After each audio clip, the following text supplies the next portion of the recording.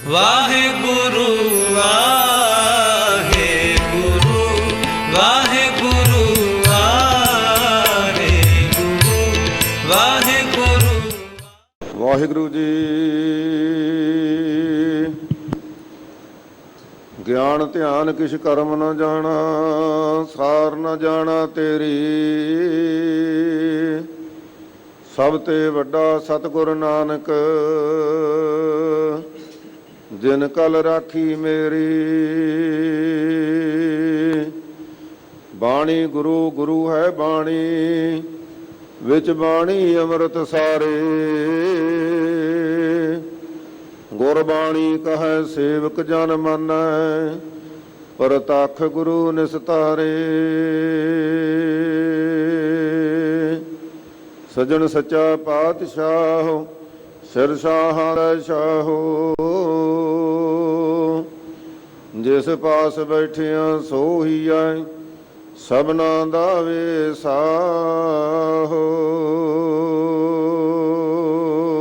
ਸਤਨਾਮ ਸ੍ਰੀ ਵਾਹਿਗੁਰੂ ਸਾਹਿਬ ਜੀ। ਸਲੋਕ ਰਾਜ ਕਪਟੰ ਰੂਪ ਕਪਟੰ, ਧਨ ਕਪਟੰ ਕੁਲ ਗਰਭ ਤਹੈ। ਸਜੰਤ ਬਿਖਿਆ ਛਲੰ ਛਿਦਰੰ, ਨਾਨਕ ਬਿਨ ਹਰ ਸੰਗ ਨਾ ਚਾਲਤੇ। ਰਾਜ ਕਪਟੰ ਰੂਪ ਕਪਟੰ, ਧਨ ਕਪਟੰ ਕੁਲ ਗਰਭ ਤਹੈ। ਸਜੰਤ ਬਿਖਿਆ ਛਲੰ ਛਿਦਰੰ, ਨਾਨਕ ਬਿਨ ਹਰ ਸੰਗ ਨਾ ਚਾਲਤੇ।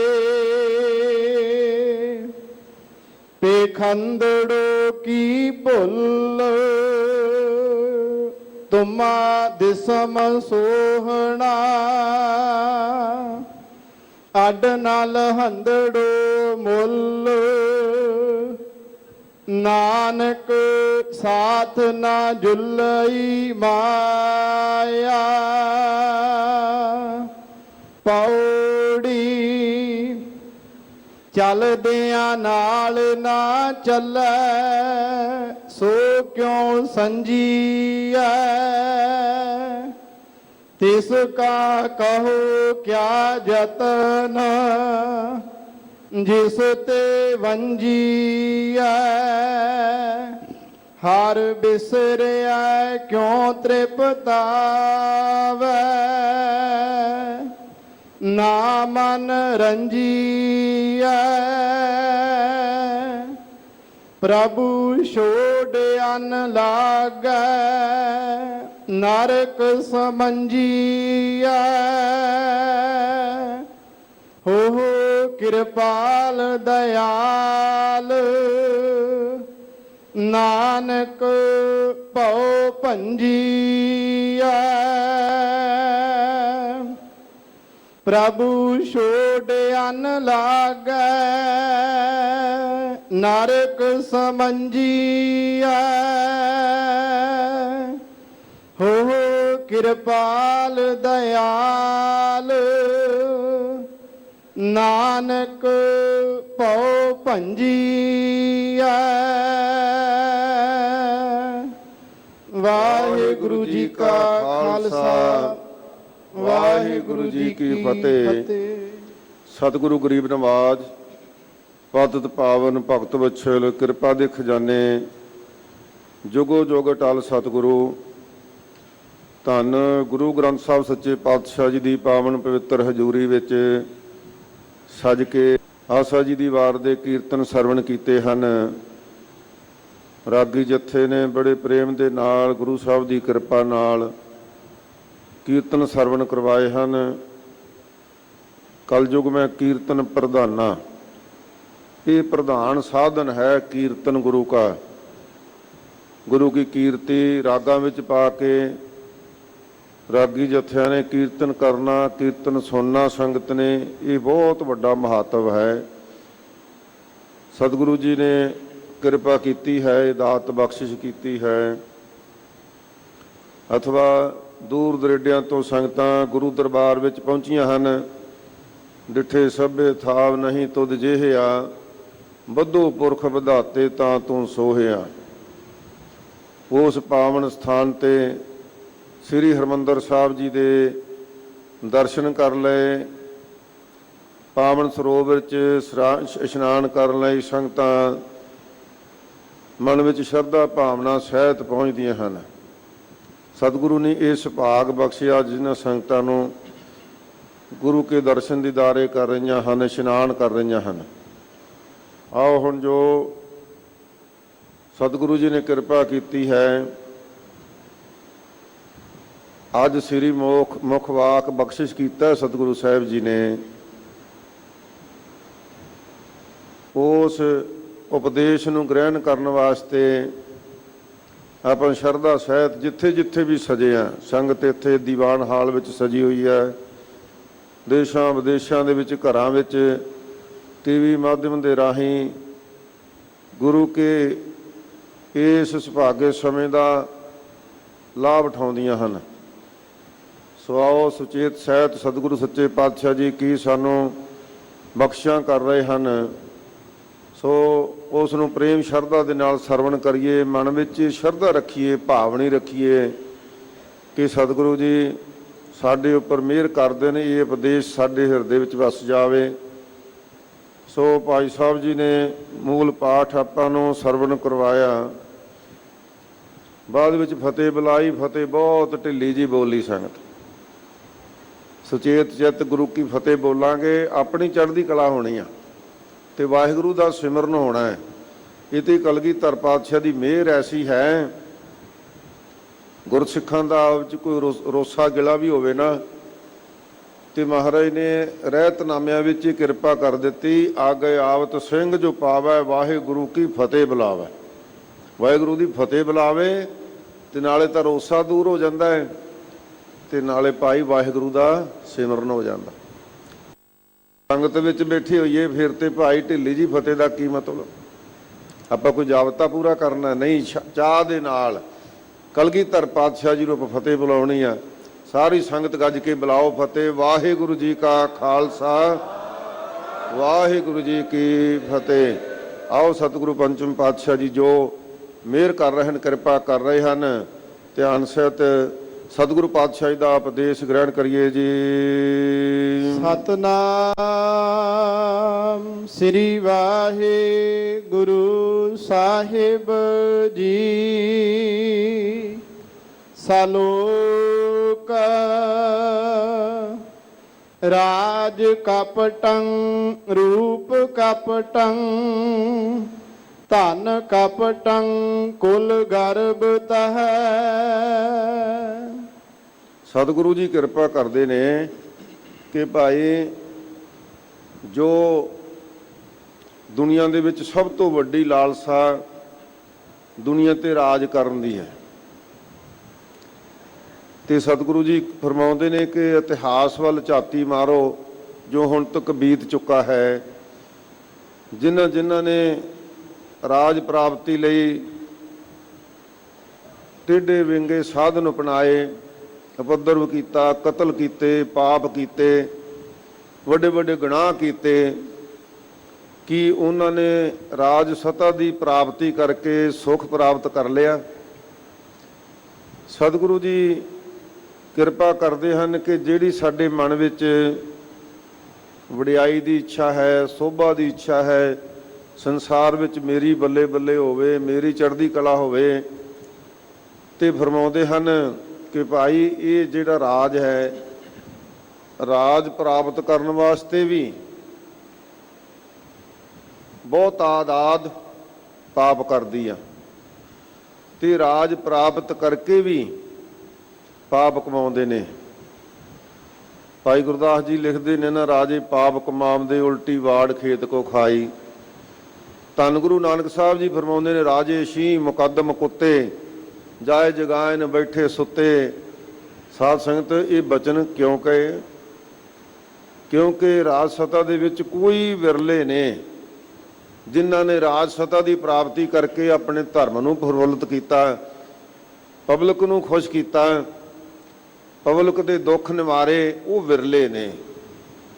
ਪਰ ਰਾਜ ਸੱਤਾ ਦੇ ਵਿੱਚ ਜਿਹੜੇ ਆਨੰਦ ਭੋਗਣ ਦੇ ਵਿੱਚ, ਵਿਸ਼ੇ ਆਨੰਦ ਭੋਗਣ ਦੇ ਵਿੱਚ, ਮਾਇਕ ਰੰਗ ਭੋਗਣ ਦੇ ਵਿੱਚ, ਰਾਜ ਸੱਤਾ ਪ੍ਰਾਪਤ ਕਰਨ ਤੋਂ ਬਾਅਦ ਵੀ ਖਚਤ ਰਹਿੰਦੇ ਨੇ, ਸਤਿਗੁਰੂ ਜੀ ਉਹਨਾਂ ਦਾ ਜ਼ਿਕਰ ਕਰਕੇ ਉਪਦੇਸ਼ ਬਖਸ਼ਦੇ ਨੇ ਕਿ ਰਾਜ ਤੇ ਕੁਝ ਗੱਲ ਵੀ ਨਹੀਂ। ਜਿਹੜਾ ਵੱਡਾ ਪਰਮਾਤਮਾ ਦਾ ਨਾਮ ਹੈ ਨਾ, ਉਹਦੇ ਬਰਾਬਰ ਰਾਜ ਨਹੀਂ ਪੁੱਛ ਸਕਦਾ। ਇਸ ਵਾਸਤੇ ਸਤਿਗੁਰੂ ਜੀ ਨੇ ਫਰਮਾਇਆ, ਜਿਸ ਨਾਮ ਹਿਰਦੈ ਸੋਈ ਵੱਡ ਰਾਜਾ। ਜਿਹਦੇ ਹਿਰਦੇ ਵਿੱਚ ਨਾਮ ਹੈ ਉਹ ਸਭ ਤੋਂ ਵੱਡਾ ਰਾਜਾ ਹੈ। ਸੋ ਇਸ ਵਾਸਤੇ ਜਦੋਂ ਇਤਿਹਾਸ ਦਾ ਜ਼ਿਕਰ ਕਰਦੇ ਹਾਂ, ਆਪਾਂ ਧਿਆਨ ਨਾਲ ਦੇਖੋ ਕਿ ਜਿਨ੍ਹਾਂ ਨੇ ਵੀ ਰਾਜ ਕੀਤਾ, ਅੰਤ ਨੂੰ ਉਹਨਾਂ ਦੀ ਹਾਲਤ ਕੀ ਹੁੰਦੀ ਹੈ। ਸਤਿਗੁਰੂ ਜੀ ਨੇ ਇਸ ਸ਼ਬਦ ਦਾ ਹੀ ਸਾਰਾਂਸ਼ ਧਨਾਸਰੀ ਰਾਗ ਵਿੱਚ ਪੰਚਮ ਪਾਤਸ਼ਾਹ ਜੀ ਨੇ ਕੀਤਾ। ਵੱਡੇ ਵੱਡੇ ਰਾਜ ਨੇ ਅਰ ਭੂਮਣ ਤਾ ਕੀ ਤ੍ਰਿਸ਼ਨ ਨ ਬੁਝੀ, ਲਪਟ ਰਹੇ ਮਾਇਆ ਰੰਗ ਮਾਤੇ, ਲੋਚਨ ਕਛੂ ਨ ਸੁਝੇ। ਵਿਖਿਆ ਮੈਂ ਕਿਨਹੂ ਤ੍ਰਿਪਤ ਨਾ ਪਾਈ, ਜੋ ਪਾਵਕ ਇੰਦ ਨਹੀਂ ਤਰਾਪੈ। ਬਿਨ ਹਰ ਕਹਾਂ ਅਗਾਈ, ਦਿਨ ਦਿਨ ਕਰਤ ਭੋਜਨ ਬਹੁ ਬਿੰਜਨ, ਤਾਂ ਕਿ ਮਿਟੈ ਨ ਭੂਖਾ। ਉਦਮ ਕਰੈ ਸਵਾਨ ਕੀ ਨਿਆਈ, ਚਾਰੇ ਕੁੰਟਾਂ ਕੋਖਾ। ਕਾਮਵੰਤ ਕਾਮੀ ਬਹੁ ਨਾਰੀ, ਪਾਰ ਗ੍ਰਹਿ ਜੋ ਨਾ ਚੂਕੈ। ਦਿਨ ਪ੍ਰਤ ਕਰੈ ਕਰੈ ਪਛਤਾਪੈ, ਲੋਭ ਮੋਹ ਮੈਂ ਸੂਕੈ। ਹਰ ਹਰ ਨਾਮ ਪਾਰ ਅਮੋਲਾ, ਅੰਮ੍ਰਿਤ ਏਕ ਨਿਧਾਨਾ। ਸੂਖ ਸਹਿਜ ਆਨੰਦ ਸੰਤਨ ਕੈ, ਨਾਨਕ ਗੁਰ ਤੇ ਜਾਨਾ। ਮਹਾਰਾਜ ਨੇ ਸਾਰਾ ਕੁਝ ਦੱਸ ਦਿੱਤਾ ਨਾ ਇਹਦੇ ਵਿੱਚ। ਤੇ ਮਹਾਰਾਜ ਸੱਚੇ ਪਾਤਸ਼ਾਹ ਜੀ ਫਰਮਾਉਂਦੇ ਨੇ, ਮਾਤੇ ਮਤੰਗ ਜਰੇ ਜਗ ਸੰਗ, ਅਨੂਪ ਤੰਗ ਸਰੰਗ ਸਵਾਰੇ। ਕੋਟ ਤਰੰਗ ਕਰੰਗ ਸੇ ਕੂਦਤ, ਪਾਉਣ ਕੇ ਗਾਉਣ ਕੋ ਜਾਤ ਨਵਾਰੇ। ਭਾਰੀ ਭਜਾਨ ਕੇ ਭੂ ਭਲੀ ਵਿਦ ਨਿਆਵਤ, ਸੀਸ ਨ ਜਾਤ ਵਿਚਾਰੇ। ਕਹਾਂ ਪਏ ਇਤੇ ਪਏ, ਕਹਾਂ ਪਏ ਭੂਪਤ, ਅੰਤ ਕੋ ਨਾਂਗੇ ਹੀ ਪਾਏ ਸਤਾਰੇ ਧਾਰੇ। ਅੰਤ ਨੂੰ ਨੰਗੇ ਪੈਰੀ ਗਏ। ਕਹਿੰਦੇ ਵੱਡੇ ਵੱਡੇ ਰਾਜੇ ਜਿਨ੍ਹਾਂ ਕੋਲੇ ਐਨ ਪਾਉਣ ਦੀ ਤਰ੍ਹਾਂ, ਹਵਾ ਦੀ ਤਰ੍ਹਾਂ ਚੱਲਣ ਵਾਲੇ ਘੋੜੇ, ਹਾਥੀ, ਸੈਨਾ ਬੜੀ ਸੀ, ਅੰਤ ਨੂੰ ਕੀ ਹੋਇਆ?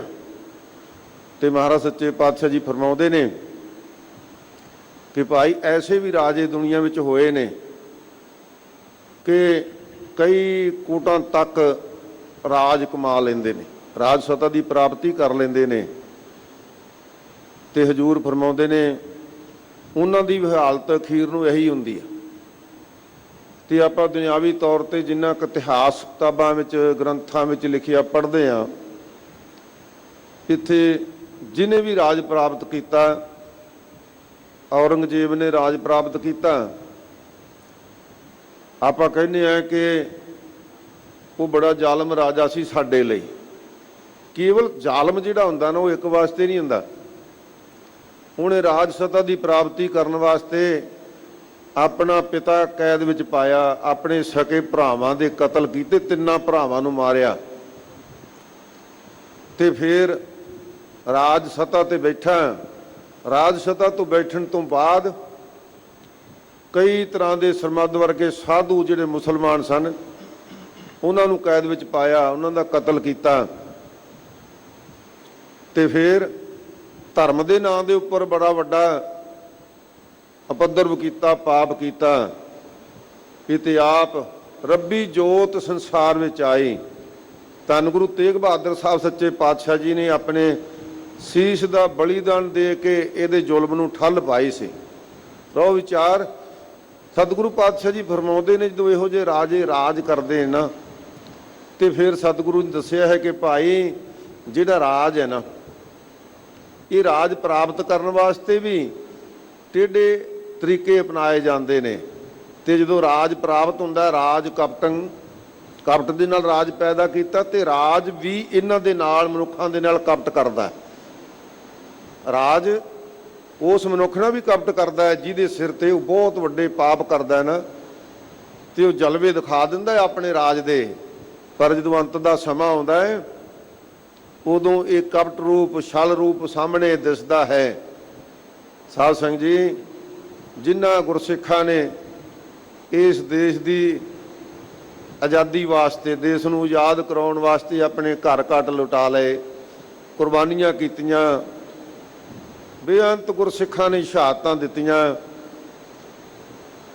ਧਾਰਮਿਕ ਸਥਾਨਾਂ ਤੋਂ ਸਖਣੇ ਰਹਿ ਗਏ।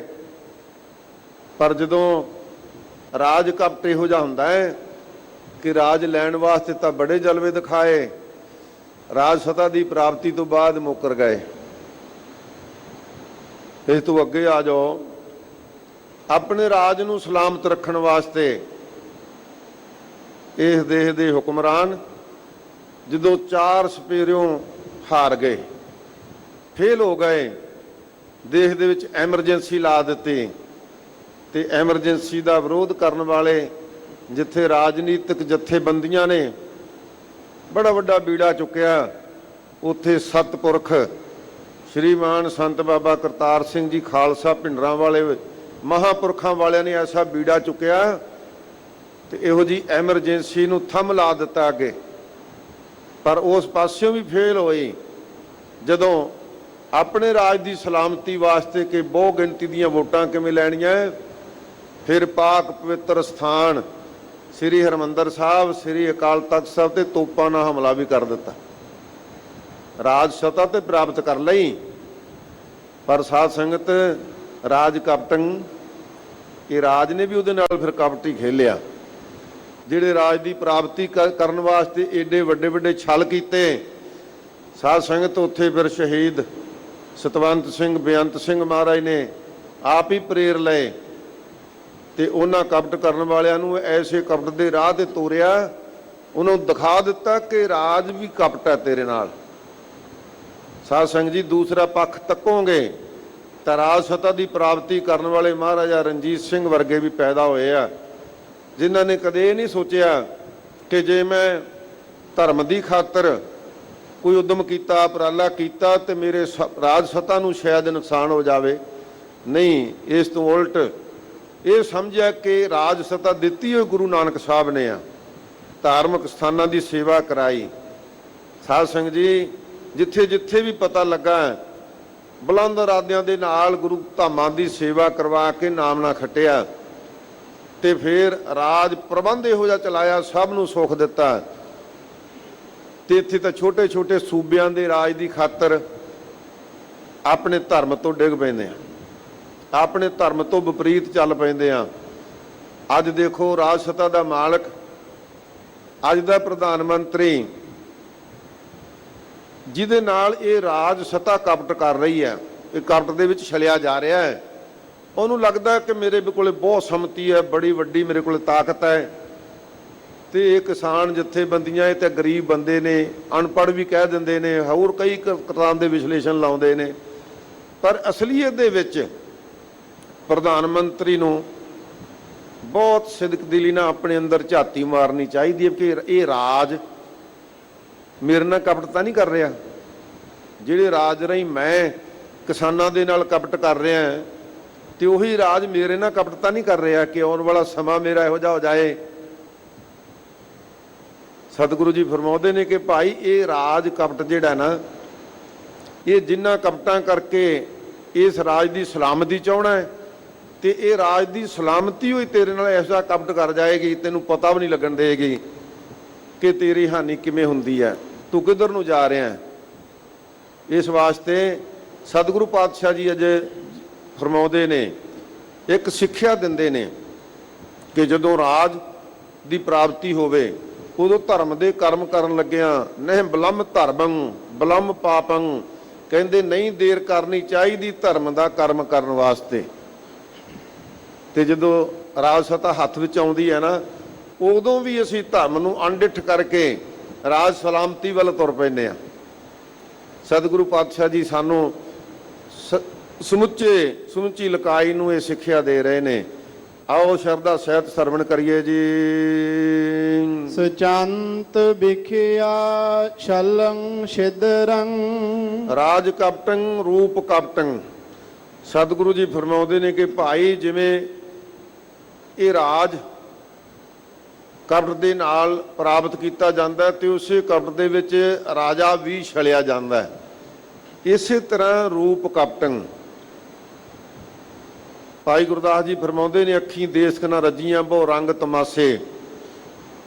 ਇਹ ਅੱਖਾਂ ਜਿਹੜੀਆਂ ਨਾ ਇਹ ਨਹੀਂ ਰੱਜਦੀਆਂ, ਤਰ੍ਹਾਂ ਤਰ੍ਹਾਂ ਦੇ ਰੂਪ ਦੇਖ ਕੇ ਸੁੰਦਰ ਸੁੰਦਰ ਰੂਪ ਦੇਖ ਕੇ ਲਭਾਇਮਾਨ ਹੋ ਜਾਂਦੀਆਂ।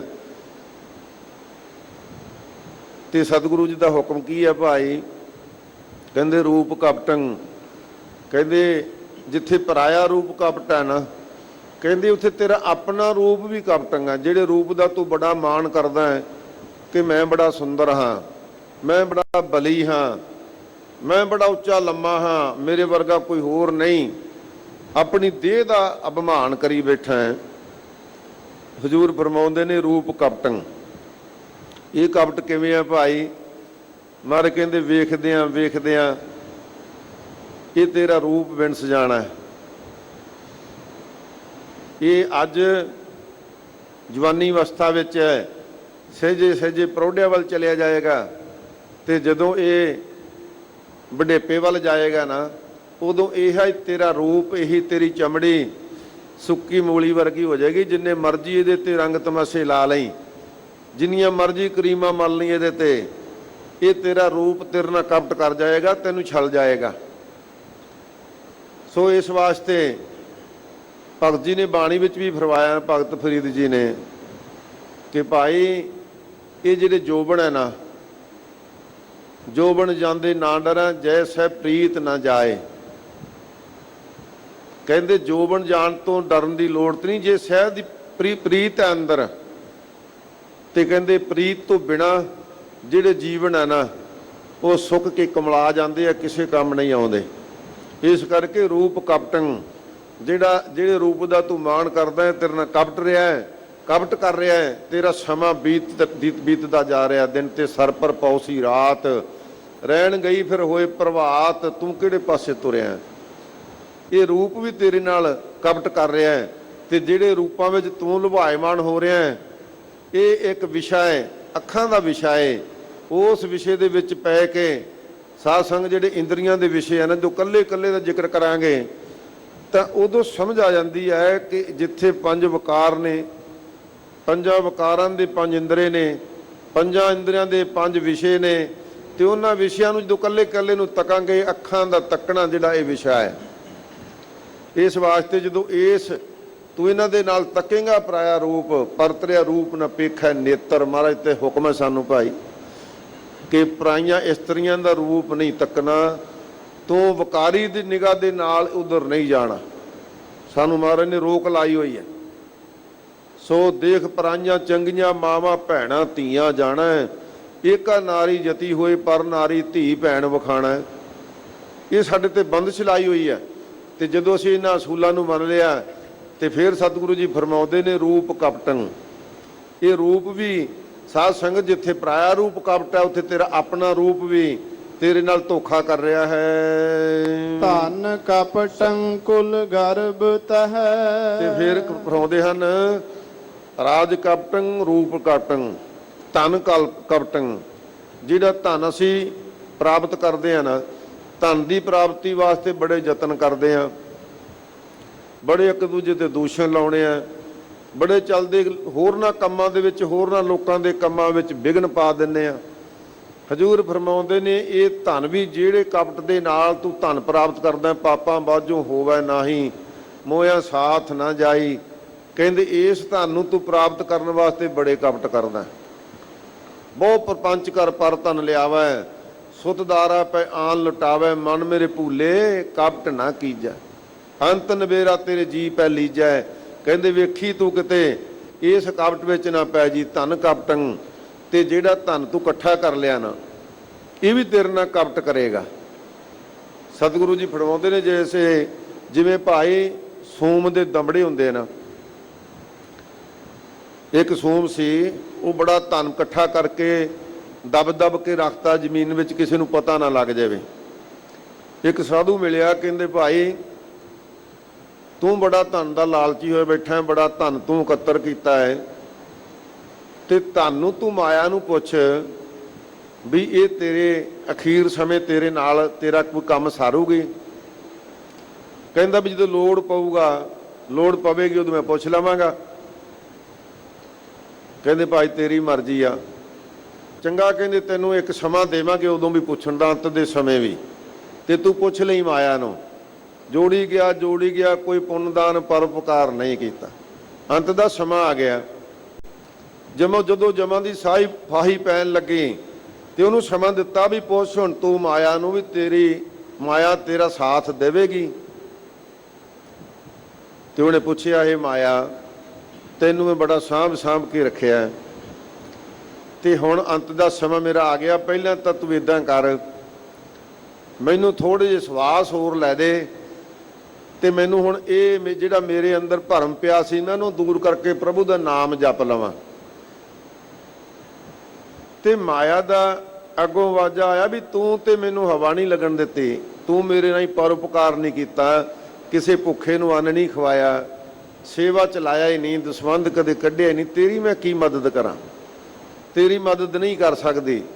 ਜੋ ਕਿਰਪਣ ਕੇ ਨਰਾਰਥ ਦਾਮ, ਕਹਿੰਦੇ ਜਿਵੇਂ ਕਿਰਪਣ ਦੇ ਜਿਹੜੇ ਦਮੜੇ ਆ ਨਾ ਉਹ ਵਿਅਰਥ ਹੀ ਜਾਂਦੇ ਨੇ, ਦੱਬੇ ਹੀ ਰਹਿ ਜਾਂਦੇ ਨੇ ਧਰਤੀ ਵਿੱਚ। ਮਹਾਰਾਜ ਕਹਿੰਦੇ ਧਨ ਵੀ ਕਪਟ ਕਰ ਰਿਹਾ ਤੇਰੇ ਨਾਲ, ਤੇ ਇਸ ਧਨ ਦੇ ਹੰਕਾਰ ਵਿੱਚ ਕਹਿੰਦੇ ਭਾਈ ਜਦੋਂ ਰਾਜ ਜੋਬਨ ਇਹ ਦੋ ਚੀਜ਼ਾਂ, ਰਾਜ ਹੋਵੇ ਤੇ ਜਵਾਨੀ ਹੋਵੇ, ਤੇ ਗ੍ਰਹਿ ਸੋਭਾ ਘਰ ਦੇ ਵਿੱਚ ਸੋਭਾ ਹੋਵੇ, ਇਹ ਕਹਿੰਦੇ ਜਿਹੜੀਆਂ ਚੀਜ਼ਾਂ ਨਾ ਇਹ ਇੱਕ ਵੱਡਾ ਕਪਟ ਹੈ। ਘਰ ਦੇ ਵਿੱਚ ਧਨ ਤੇ ਧਰਮ ਹੈ ਨਹੀਂ, ਕਿ ਧਰਮ ਹੋਵੇ ਤਾਂ ਦਇਆ ਹੋਵੇ ਤਾਂ ਪਰਉਪਕਾਰ ਕਰੇ, ਧਰਮ ਹੈ ਨਹੀਂ।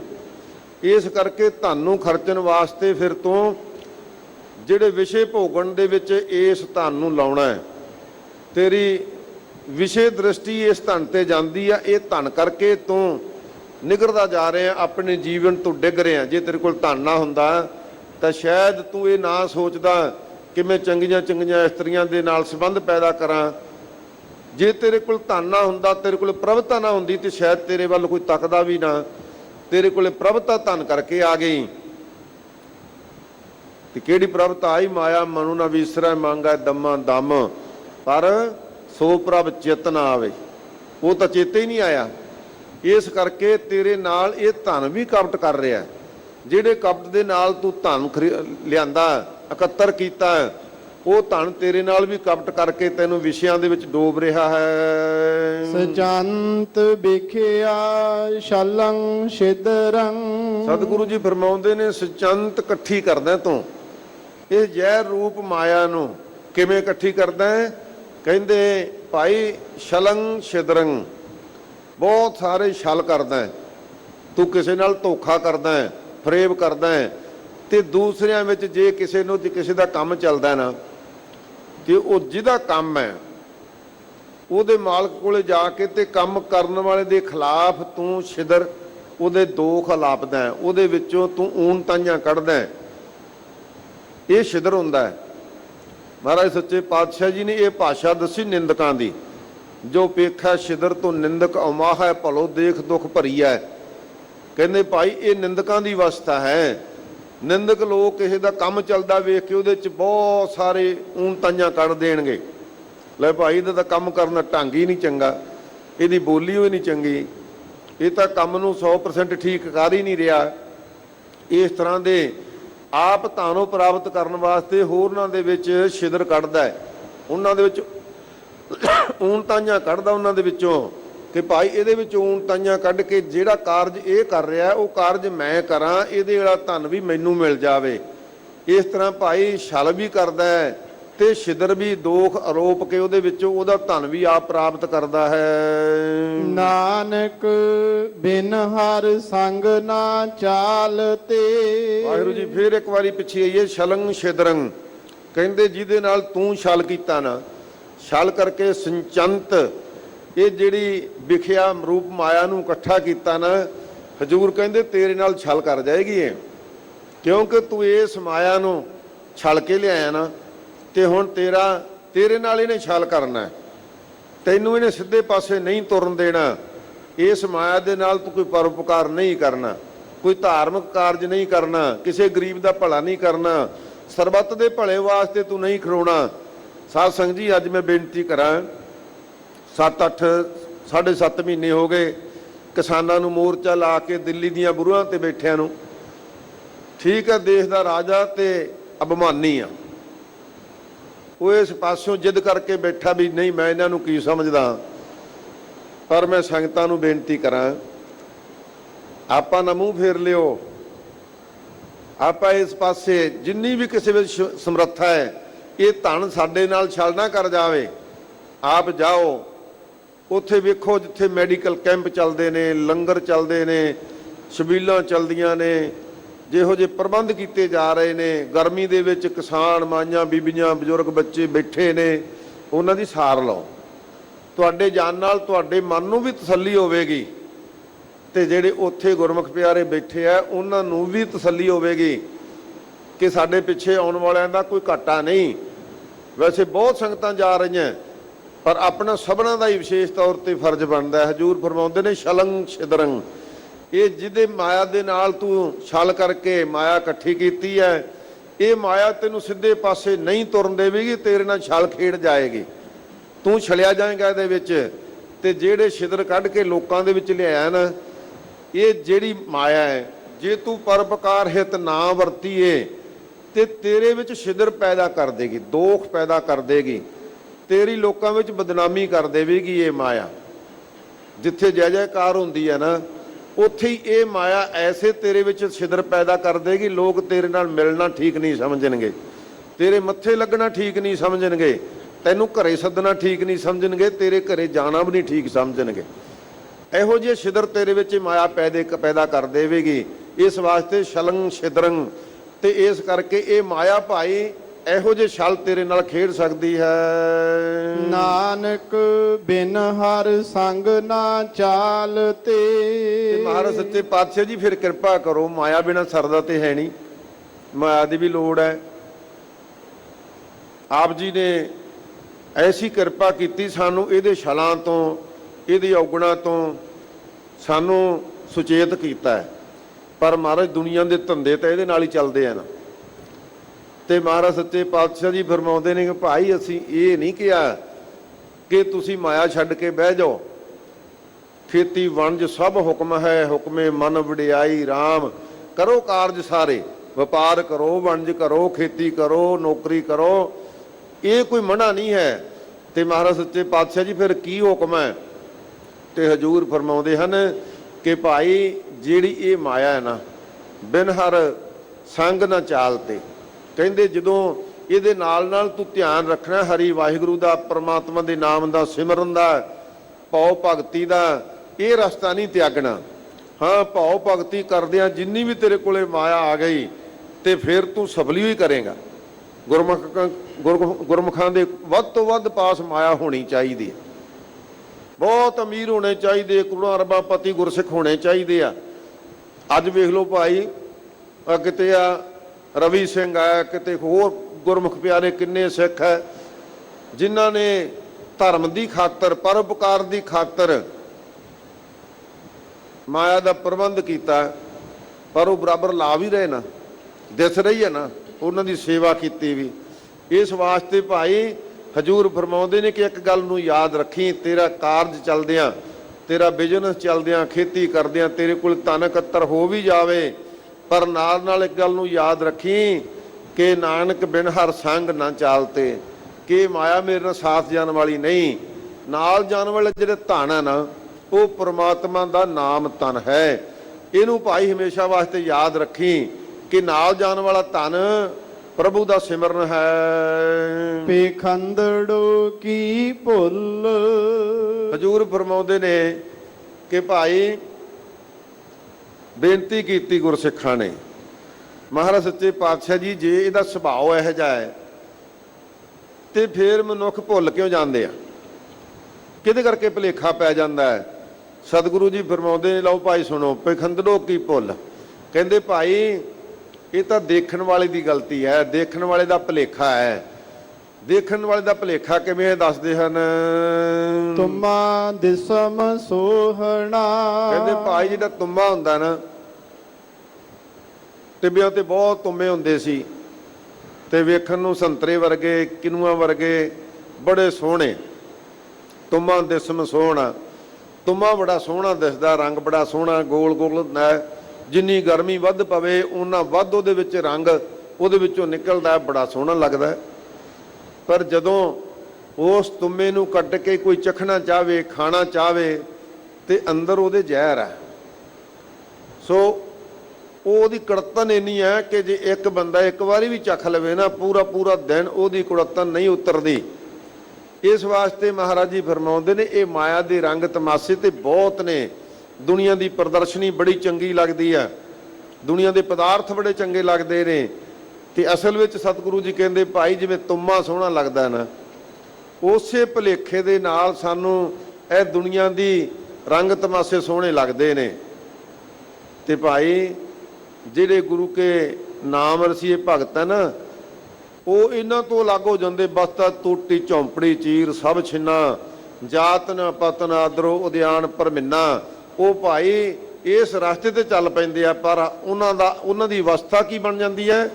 ਰਾਜਾ ਸਗਲੀ ਸ੍ਰਿਸ਼ਟ ਕਾ ਹਰ ਨਾਮ ਰਸ ਪਿੰਨਾ। ਉਹ ਸਾਰੀ ਸ੍ਰਿਸ਼ਟੀ ਦੇ ਰਾਜੇ ਦੀ ਤਰ੍ਹਾਂ ਦੁਨੀਆ ਦੇ ਵਿੱਚ ਆਪਣੀ ਜ਼ਿੰਦਗੀ ਬਸਰ ਕਰਦੇ ਆ। ਤਾਂ ਕੋ ਕਹੋ ਪ੍ਰਵਾਹ ਕਾਹੂ ਕੀ, ਜੇ ਗੋਪਾਲ ਸੁਹਾਏ। ਉਹਨਾਂ ਨੂੰ ਕਿਸੇ ਦੀ ਪ੍ਰਵਾਹ ਨਹੀਂ ਹੁੰਦੀ, ਉਹ ਪ੍ਰਮਾਤਮਾ ਦੇ ਰੰਗ ਵਿੱਚ ਰਹਿੰਦੇ ਨੇ।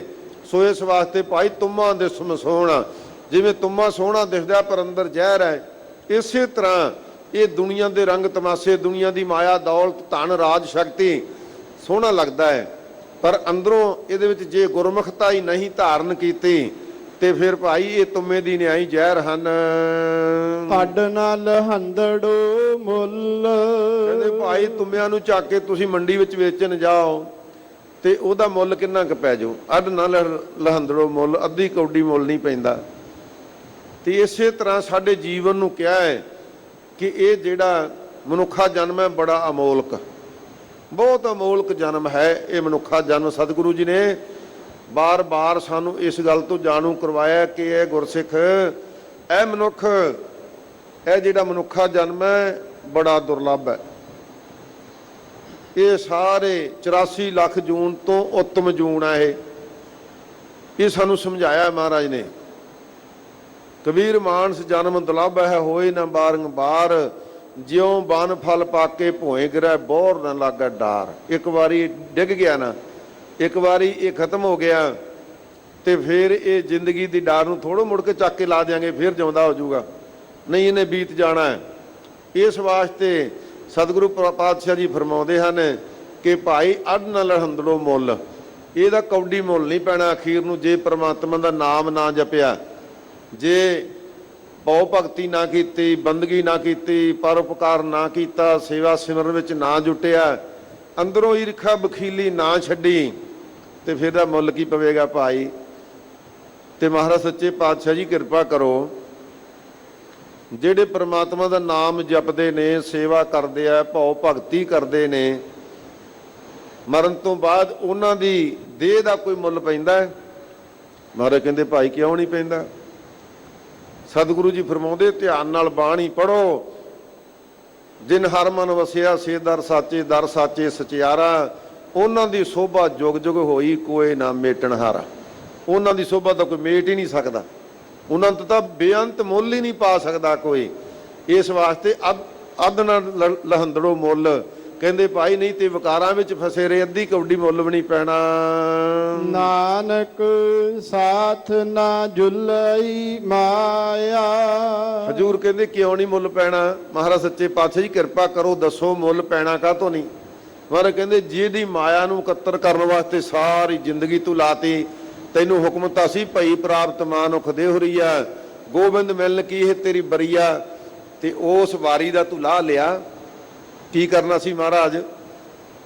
ਹਜੂਰ ਫਰਮਾਉਂਦੇ ਕਿ ਭਾਈ ਤੂੰ ਪ੍ਰਮਾਤਮਾ ਦਾ ਨਾਮ ਜਪਣਾ ਸੀ। ਸਾਰੇ ਜਪਿਓ ਗੱਜ ਕੇ, ਭਾਈ ਗੱਜ ਕੇ ਬੋਲਿਓ। ਸਾਰੇ ਸੰਗਤ ਬਹੁਤ ਬੈਠੀ ਹੈ ਪਰ ਬੋਲਦੇ ਢਿੱਲਾ ਢਿੱਲਾ ਨਹੀਂ, ਸਾਰੀ ਸੰਗਤ ਗੱਜ ਕੇ ਬੋਲਿਓ, ਵਾਹਿਗੁਰੂ ਵਾਹਿਗੁਰੂ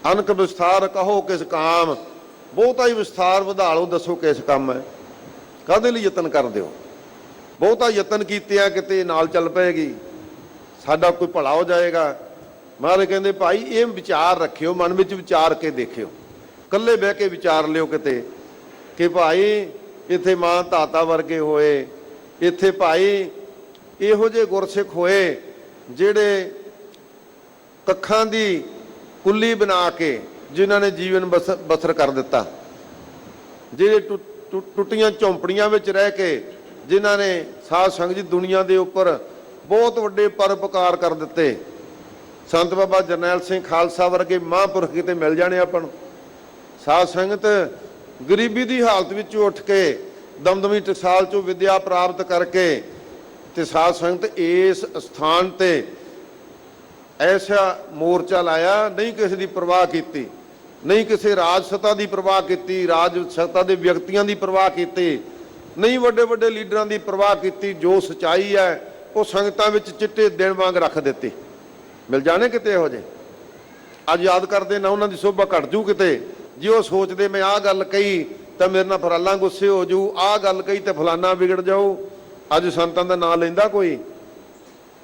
ਸਾਧ ਸੰਗਤ ਜੀ, ਇਹ ਸਚਾਈ ਜਿਹੜੀ ਅੰਦਰ ਸਚਾਈ ਪਈ ਹੈ ਨਾ, ਉਹ ਪਰਮਾਤਮਾ ਦੇ ਨਾਮ ਨਾਲ ਭਿੱਜੀ ਹੋਈ ਸਚਾਈ ਹੈ, ਸਨਿਗਧ ਹੋਈ ਸਚਾਈ ਹੈ। ਉਹ ਦੁਨੀਆ ਦੇ ਵਿੱਚ ਦਿਨੋਂ ਦਿਨ ਉਹ ਚਮਕਣੀ ਹੈ, ਉਹਨੂੰ ਕੋਈ ਰੋਕ ਨਹੀਂ ਸਕਦਾ। ਇਸ ਵਾਸਤੇ ਮਹਾਰਾਜ ਸੱਚੇ ਪਾਤਸ਼ਾਹ ਜੀ ਫਰਮਾਉਂਦੇ ਹਨ ਕਿ ਭਾਈ ਜਿਹੜੀ ਇਹ ਮਾਇਆ ਨਾ ਜਿਹਦੇ ਵਿੱਚ ਅਸੀਂ ਫੈਦੇ ਤਿਸ ਕਾ ਕਹੋ ਕਿਆ ਯਤਨ, ਉਹਦਾ ਕਾਹਦੇ ਲਈ ਯਤਨ ਕਰਦੇ ਆ? ਕੇਵਲ ਇੱਕੋ ਹੀ ਯਤਨ ਵਿੱਚ ਪੈ ਗਏ ਵੀ ਵੱਧ ਤੋਂ ਵੱਧ ਮਾਇਆ ਇਕੱਠੀ ਕਰਨੀ ਹੈ, ਦੂਜੇ ਦੀ ਇੱਕ ਕੋਠੀ ਹੈ ਮੈਂ ਦੋ ਬਣਾਉਣੀਆਂ, ਉਹਦੇ ਕੋਲ ਛੋਟੀ ਕਾਰ ਹੈ ਮੈਂ ਵੱਡੀ ਲੈਣੀ ਆ। ਇਹ ਵੀ ਕੋਈ ਦੌੜ ਹੈ? ਨਹੀਂ, ਗੁਰਸਿੱਖਾਂ ਦੀ ਦੌੜ ਵੀ ਹੈਗੀ ਆ। ਕੀ ਆ ਭਾਈ? ਇਹ ਉੱਠਦਾ ਅੰਮ੍ਰਿਤ ਵੇਲੇ। ਸਾਧ ਸੰਗਤ ਇੱਕ ਵਾਰੀ ਅਸੀਂ ਜੋੜ ਮੇਲੇ 'ਚ ਇਕੱਠੇ ਹੋ ਗਏ। ਇੱਕ ਸਿੰਘ ਮੇਰੇ ਨਾਲ ਦੁਬਈ 'ਚ ਰਿਹਾ ਸੀਗਾ ਤੇ ਮੈਂ ਅਖੰਡ ਪਾਠ ਦੀ ਰੌਲ ਬਦਲਣ ਵਾਸਤੇ ਪਾਠੀ ਠਾਉਣ ਚਲੇ ਗਿਆ ਤੇ ਉਹਦੇ ਮੰਜੇ ਨਾਲ ਮੰਜਾ ਹੋਣ ਕਰਕੇ ਉਹਦਾ ਮੰਜਾ ਹਿੱਲ ਗਿਆ। ਉਹ ਅੱਬੜ ਵਾਈ ਉੱਠਿਆ ਤੇ ਵਾਹਿਗੁਰੂ ਵਾਹਿਗੁਰੂ ਵਾਹਿਗੁਰੂ ਸਿਮਰਨ 'ਚ ਲੱਗ ਗਿਆ। ਜਦੋਂ ਮੈਂ ਵਾਪਸ ਵੀ ਆਇਆ ਉਹ ਫਿਰ ਵੀ ਵਾਹਿਗੁਰੂ ਦਾ ਸਿਮਰਨ ਕਰੀ ਜਾਂਦਾ ਸੀ। ਜਦੋਂ ਮੈਂ ਦਿਨ ਚੜੇ ਪੁੱਛਿਆ ਉਹਨੂੰ ਵੀ ਹਲੇ ਤੇ 12 ਹੀ ਵਜੇ ਸੀ, 12 ਤੋਂ 2 ਰੌਲ ਬਦਲਣੀ ਸੀ। ਆਂਦਾ ਮੈਨੂੰ ਐਂ ਲੱਗਾ ਵੀ ਤੁਸੀਂ ਤੇ ਵਾਹਿਗੁਰੂ ਸਿਮਰਨ ਵਿੱਚ ਲੱਗ ਗਏ ਤੇ ਮੈਂ ਰਹਿ ਗਿਆ। ਗੁਰਸਿੱਖਾਂ ਦੀ ਦੌੜ ਆ ਭਾਈ। ਜੇ ਇੱਕ ਜਪਜੀ ਸਾਹਿਬ ਦਾ ਕੋਈ ਪਾਠ ਕਰਦਾ ਹੈ ਤੇ 2 ਕਰੋ, ਕੋਈ 2 ਕਰਦਾ 10 ਕਰੋ। ਕਿਸੇ ਨੂੰ ਇੱਕ ਬਾਣੀ ਕੰਠ ਹੈ ਉਹ 5 ਬਾਣੀਆਂ ਕਰੋ ਉਹਦੀ ਰੀਸ ਨਾਲ। ਜਿਸ ਨੂੰ 5 ਬਾਣੀਆਂ ਕੰਠ ਹੈ 5 ਗ੍ਰੰਥੀ ਕੰਠ ਕਰੋ। ਦੇਖੋ ਗੁਰਸਿੱਖਾਂ ਦਾ ਰੰਗ ਕਿਵੇਂ ਚੜ੍ਹਦਾ ਹੈ। ਜਿੱਥੇ ਜਿੱਥੇ ਸਾਧ ਸੰਗਤ ਗੁਰੂ ਸਾਹਿਬ ਨੇ ਸਾਨੂੰ ਕਿਰਪਾ ਕਰਕੇ ਆਪਣੀ ਡਿਊਟੀ ਬਖਸ਼ੀ ਹੈ, ਸੇਵਾ ਬਖਸ਼ੀ ਹੈ, ਜੇ ਅਸੀਂ ਉਨੀ ਹੀ ਸੇਵਾ ਕਰ ਦਈਏ ਨਾ ਉਹਦੇ ਬਾਹਰ ਨਾ ਜਾਈਏ, ਸ਼ਰਧਾ ਭਾਵਨਾ ਦੇ ਨਾਲ ਗੁਰੂ ਦੇ ਦੱਸੇ ਹੋਏ ਅਸੂਲਾਂ ਦੇ ਮੁਤਾਬਕ ਉਹ ਸੇਵਾ ਗੁਰੂ ਦੀ ਸੇਵਾ ਸਮਝ ਕੇ ਉਨੀ ਹੀ ਕਰ ਦਈਏ, ਬਿਨਾਂ ਕਿਸੇ ਡਰ ਭੈ, ਬਿਨਾਂ ਕਿਸੇ ਪੱਖਪਾਤ ਉਹ ਸੇਵਾ ਕਰ ਦਈਏ ਨਾ, ਤੇ ਖਾਲਸਾ ਪੰਥ ਦੀਆਂ ਤਾਂ ਬੁਲੰਦੀਆਂ ਹਮੇਸ਼ਾ ਹੀ ਚੜ੍ਹੀਆਂ ਰਹਿਣੀਆਂ, ਚੜ੍ਹਦੀ ਕਲਾ ਹੀ ਰਹਿਣੀ ਹੈ। ਇਸ ਵਾਸਤੇ ਮਹਾਰਾਜ ਕਹਿੰਦੇ ਇੱਕੋ ਯਤਨ ਵਿੱਚ ਨਾ ਲੱਗੇ ਰਹੋ ਕਿ ਮਾਇਆ ਇਕੱਠੀ ਕਰਨੀ। ਇਹਦਾ ਕਾਹਦੇ ਲਈ ਯਤਨ ਕਰਨਾ ਹੈ? ਜਿਸ ਤੇ ਵੰਜੀ ਐ, ਕਹਿੰਦੇ ਜਿਹਦੇ ਤੋਂ ਵਾਂਝੇ ਹੀ ਰਹਿ ਜਾਣਾ, ਨਾਲ ਨਹੀਂ ਜਾਣਾ ਜਿਹਨੇ। ਹਰ ਬਿਸਰਿਆ ਕਿਉਂ ਤ੍ਰਿਪਤਾਵੈ, ਕਹਿੰਦੇ ਜੇ ਹਰੀ ਦਾ ਪ੍ਰਮਾਤਮਾ ਦਾ ਨਾਮ ਵਿਸਰ ਗਿਆ, 10 ਬਿਨਾ ਸੰਤੋਖ ਨਹੀਂ ਕੋ ਰਾਜਾ। ਕਿਵੇਂ ਰੱਜ ਜਾਏਗਾ? ਪ੍ਰਮਾਤਮਾ ਦੇ ਨਾਮ ਤੋਂ ਬਿਨਾ ਤ੍ਰਿਪਤੀ ਨਹੀਂ ਜੇ ਹੋਣੀ। ਨਾ ਮਨ ਰੰਜੀਐ, ਕਹਿੰਦੇ ਨਾ ਮਨ ਦੀ ਪ੍ਰਸੰਨਤਾ ਹੋਣੀ। ਇਹ ਫਾਰਸੀ ਦਾ ਲਫ਼ਜ਼ ਹੈ ਵੰਜੀਆ। ਕਹਿੰਦੇ ਭਾਈ ਜਿਹੜੀ ਸੰਜੀਆ ਰੰਜੀਆ, ਰੰਜੀਆ ਜਿਹੜਾ ਸ਼ਬਦ ਹੈ ਨਾ, ਵੈਸੇ ਤਾਂ ਆਪਾਂ ਕਹਿੰਦੇ ਰੰਜ ਰੱਖਦਾ, ਤੂੰ ਮੇਰੇ ਨਾਲ ਗੁੱਸਾ ਰੱਖਦਾ, ਪਰ ਇਹਦਾ ਅਰਥ ਹੈ ਮਨ ਦੀ ਪ੍ਰਸੰਨਤਾ ਨਹੀਂ ਹੋਵੇਗੀ ਪਰਮਾਤਮਾ ਦੇ ਨਾਮ ਤੋਂ ਬਿਨਾ। ਪ੍ਰਭੂ ਛੋੜ ਅਨ ਲਾਗੈ, ਕਹਿੰਦੇ ਜੇ ਪਰਮਾਤਮਾ ਦੇ ਨਾਮ ਨੂੰ ਛੱਡ ਕੇ ਹੋਰਨਾਂ ਪਦਾਰਥਾਂ ਦੇ ਵਿੱਚ ਹੀ ਲੱਗਾ ਰਿਹਾ, ਨਰਕ ਸਮੰਜੀਐ, ਹਿਸਾਬ ਲਾ ਲਈ ਅੰਤ ਨੂੰ ਤੂੰ ਨਰਕ ਦੇ ਵਿੱਚ ਸਮਾ ਜਾਏਗਾ। ਨਰਕ ਸਮੰਜੀਆ ਸਮਾ ਜਾਏਗਾ, ਨਰਕ ਦੇ ਵਿੱਚ ਪਵੇਂਗਾ ਜਾ ਕੇ। ਹੋ ਕਿਰਪਾਲ ਦਇਆਲ, ਬੇਨਤੀ ਕਰੋ ਮਹਾਰਾਜ ਦੱਸੋ ਕੀ ਕਰੀਏ ਫਿਰ? ਜ਼ਿੰਦਗੀ ਤਾਂ ਜਿਉਣੀ ਹੈ ਨਾ, ਘਰਾਂ ਵਿੱਚ ਰਹਿੰਦੇ ਆ, ਗ੍ਰਸਤੀ ਆ, ਕਲਯੁਗ ਦਾ ਪਹਿਰਾ ਹੈ ਮਹਾਰਾਜ, ਕੀ ਕਰੀਏ? ਮਹਾਰਾਜ ਕਹਿੰਦੇ ਭਾਈ ਸਤਿਗੁਰੂ ਜੀ ਨੇ ਸਾਨੂੰ ਇੱਕ ਉਪਦੇਸ਼ ਦਿੱਤਾ ਹੈ, ਹੋ ਦਿਆਲ ਕਿਰਪਾਲ। ਬੇਨਤੀ ਕਰੋ ਮਹਾਰਾਜ ਸੱਚੇ ਪਾਤਸ਼ਾਹ ਜੀ, ਹਮਰੇ ਕਰਮ ਨਾ ਵਿਚਰੋ ਠਾਕਰ, ਤੁਮ ਪੈਜ ਰੱਖੋ ਆਪਣੀ ਪੈਜ ਰੱਖੋ। ਸਤਿਗੁਰੂ ਜੀ ਸਾਡੇ ਤੇ ਮਿਹਰ ਕਰੋ।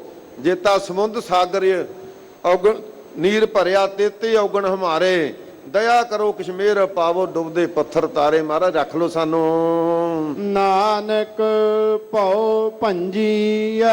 ਕਹਿੰਦੇ ਭਾਈ ਜੇ ਆਪ ਜੀ ਮਹਾਰਾਜ ਸੱਚੇ ਪਾਤਸ਼ਾਹ ਜੀ ਕਹਿੰਦੇ ਭਾਈ ਜਦੋਂ ਕਰੋਗੇ ਨਾ ਅਰਦਾਸ ਕਿ ਮਹਾਰਾਜ ਸਾਡਾ ਭਉ ਦੂਰ ਕਰ ਦਿਓ। ਕਿਹੜਾ ਭਉ ਭਾਈ? ਕਹਿੰਦੇ ਜਿਹੜੇ ਜਮਾਂ ਦਾ ਭਉ ਹੈ ਮਹਾਰਾਜ, ਪਰਲੋਕ ਦਾ ਭੈ ਡਰ ਹੈ ਸਾਡੇ ਅੰਦਰ, ਉਹ ਦੂਰ ਕਰ ਦਿਓ। ਤੇ ਜਦੋਂ ਕਹਿੰਦੇ ਕੀਤੀ ਅਰਦਾਸ, ਹੋ ਕਿਰਪਾਲ ਦਇਆਲ, ਤੇ ਫਿਰ ਉਹ ਕਿਰਪਾਲੂ ਦਿਆਲੂ ਸਾਡੇ ਤੇ ਮਿਹਰ ਕਰੇਗਾ। ਜੋ ਸ਼ਰਨ ਆਵੇ ਤਿਸ ਕੰਠ ਲਾਵੇ, ਬਿਰਦ ਸੁਆਮੀ ਸੰਦਾ ਦੀ ਮਿਹਰ ਕਰ ਦੇਵੇਗਾ। ਨਾਨਕ ਭਉ ਭੰਜੀਐ।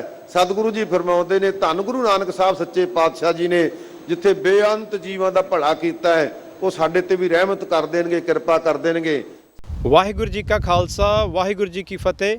ਸ਼ੇਰੇ ਪੰਜਾਬ ਗੁਰਬਾਣੀ YouTube ਚੈਨਲ ਨੂੰ ਵੱਧ ਤੋਂ ਵੱਧ ਸਬਸਕ੍ਰਾਈਬ ਕਰੋ ਤੇ ਇਸ ਤੇ ਗੁਰਬਾਣੀ, ਸ਼ਬਦ ਕੀਰਤਨ ਤੇ ਇਤਿਹਾਸ ਨਾਲ ਵੱਧ ਤੋਂ ਵੱਧ ਜੁੜ ਕੇ ਆਨੰਦ ਮਾਣੋ ਤੇ ਆਪਣੀ ਜ਼ਿੰਦਗੀ ਨੂੰ ਸਫਲ ਕਰੋ। ਵਾਹਿਗੁਰੂ ਜੀ ਕਾ ਖਾਲਸਾ, ਵਾਹਿਗੁਰੂ ਜੀ ਕੀ ਫਤਿਹ।